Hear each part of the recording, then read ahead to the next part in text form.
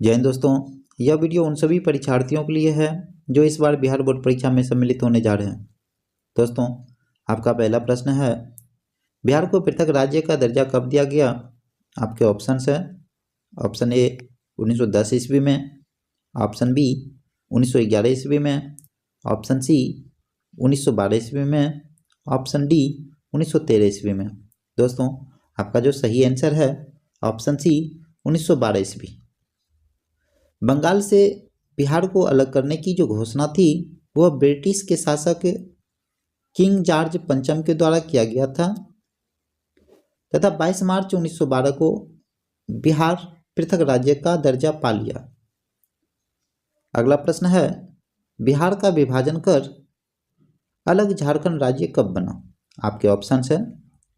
Option A 1998 ईस्वी में, option B 1999 ईस्वी में, ऑप्शन सी 2000 ईस्वी में, ऑप्शन डी 2021 ईस्वी में।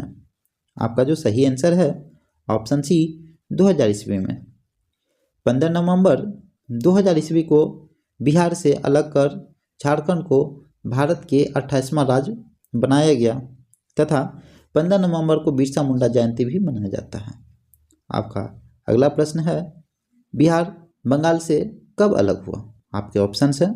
ऑप्शन ए 1912 ईस्वी में, ऑप्शन बी 1915 ईस्वी में, ऑप्शन सी 1918 ईस्वी में, ऑप्शन डी 1919 ईस्वी में। आपका जो सही आंसर है ऑप्शन ए 1912 ईस्वी में। बंगाल से बिहार को अलग करने की जो घोषणा थी वह ब्रिटिश के शासक किंग जॉर्ज पंचम के द्वारा किया गया था। आपका अगला प्रश्न है, उड़ीसा बिहार से कब अलग हुआ? आपके ऑप्शन है। ऑप्शन ए 1932 ईस्वी में, ऑप्शन बी 1933 ईस्वी में, ऑप्शन सी 1934 ईस्वी में, ऑप्शन डी 1935 ईस्वी में। आपका जो सही आंसर है ऑप्शन डी 1935 ईस्वी में।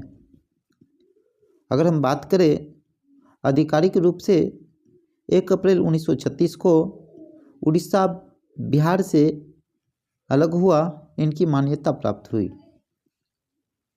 अगला प्रश्न है, पाटलिपुत्र किसके समय में राजधानी बनी? आपके ऑप्शन है। Option A Ashok, option B Udayan, option C Ajatashatru, option D Chandragupta Maurya. आपका जो सही आंसर है ऑप्शन बी उदयन। उदयन हर्यक वंश के राजा थे और उदयन के समय में मगध की राजधानी पाटलिपुत्र की गई थी। आपका अगला प्रश्न है, पाटलिपुत्र नगर की स्थापना किस शासक के द्वारा की गई?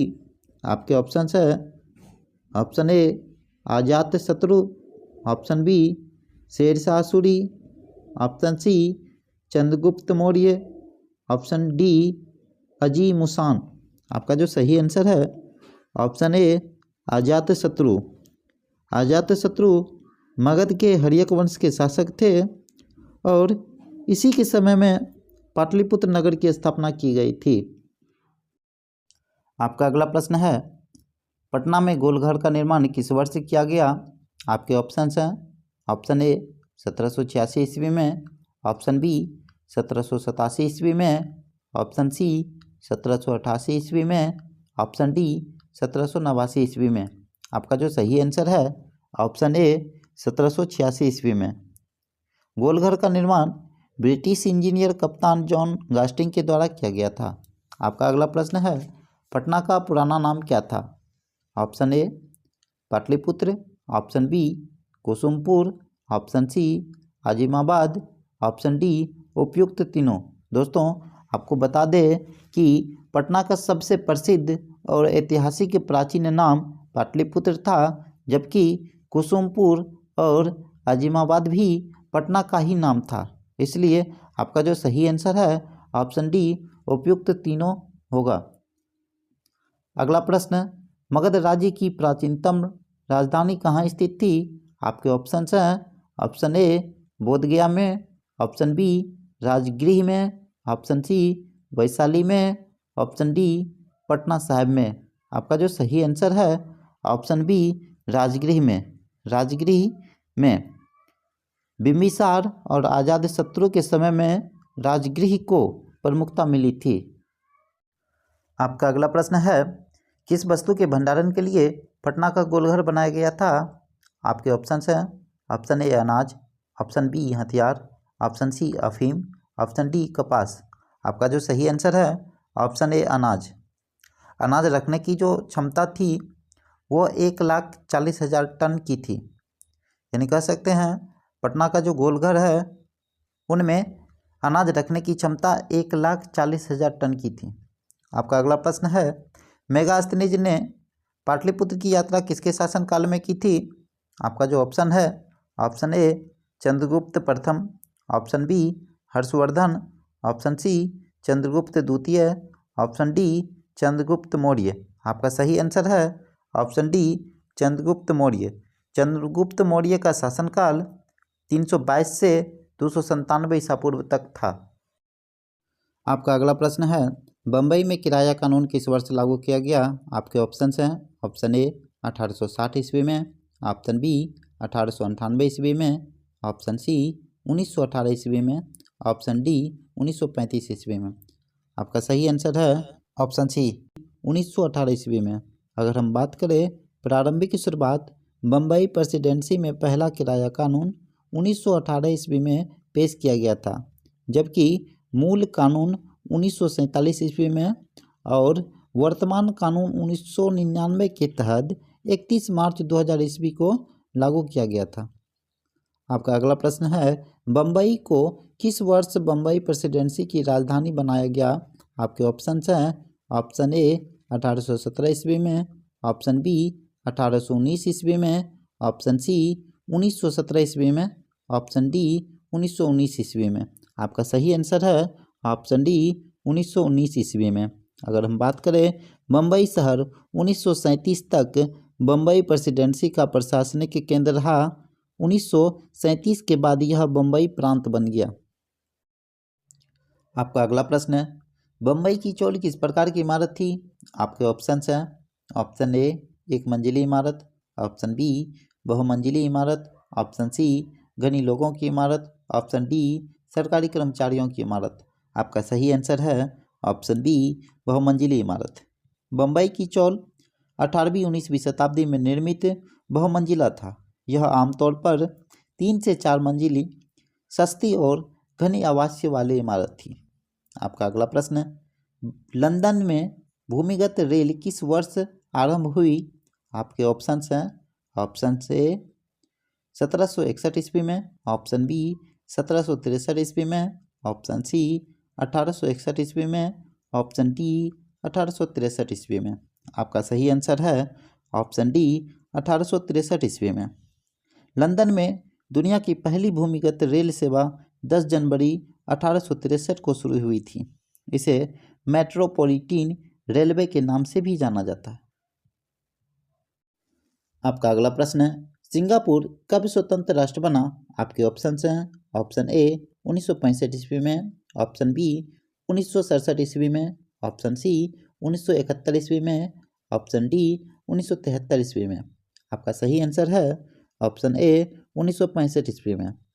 सिंगापुर 9 अगस्त 1965 को एक स्वतंत्र और संप्रभु राष्ट्र बना। मलेशिया के साथ लगभग 23 महीने तक रहने के बाद गहरे राजनीतिक और आर्थिक मतभेदों के कारण इसे मलेशिया संघ से अलग होना पड़ा। स्वतंत्रता के बाद सिंगापुर के पहले प्रधानमंत्री ली कुआन यू बने। आपका अगला प्रश्न है, लंदन में अनिवार्य प्राथमिक शिक्षा कब लागू हुई? आपके ऑप्शन हैं, ऑप्शन ए 1850 ईस्वी में, ऑप्शन बी 1855 ईस्वी में, ऑप्शन सी 1860 ईस्वी में, ऑप्शन डी 1870 ईस्वी में। आपका सही आंसर है ऑप्शन डी 1870 ईस्वी में। लंदन में अनिवार्य प्राथमिक शिक्षा की शुरुआत मुख्य रूप से 1870 के शिक्षा अधिनियम के साथ हुई थी। इस कानून का उद्देश्य था बाल मजदूरों को कम करना तथा बच्चों में शिक्षा और अनुशासन का बढ़ावा देना। आपका अगला प्रश्न है, 1863 में धुआं निरोधक कानून कहाँ लागू किया गया था? आपके ऑप्शन हैं, ऑप्शन ए मुंबई में, ऑप्शन बी कोलकाता में, ऑप्शन सी लंदन में, ऑप्शन डी पेरिस में। आपका सही आंसर है ऑप्शन बी कलकत्ता में। यह दुनिया के पहला ऐसा शहर था जहां औद्योगिकरण के कारण वायु प्रदूषण को नियंत्रण करने के लिए ऐसा कानून पारित किया गया था। आपका अगला प्रश्न है, शहरी सभ्यता ने कौन सी भावना को उत्पन्न किया?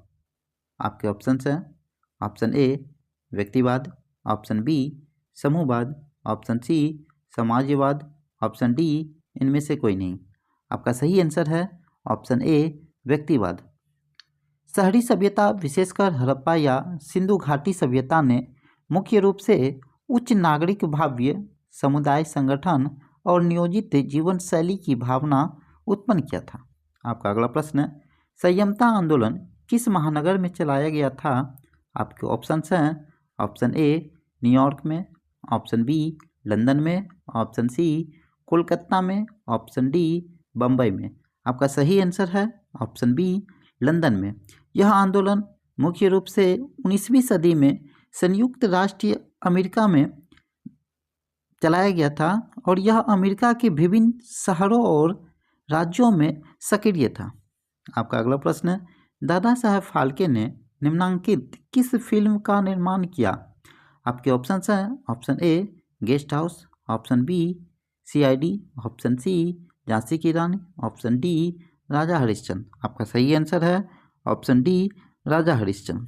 यह भारत की पहली मूक फीचर फिल्म थी। यह 1913 में भारत की पहली फिल्म जो कि दादा साहब फाल्के ने।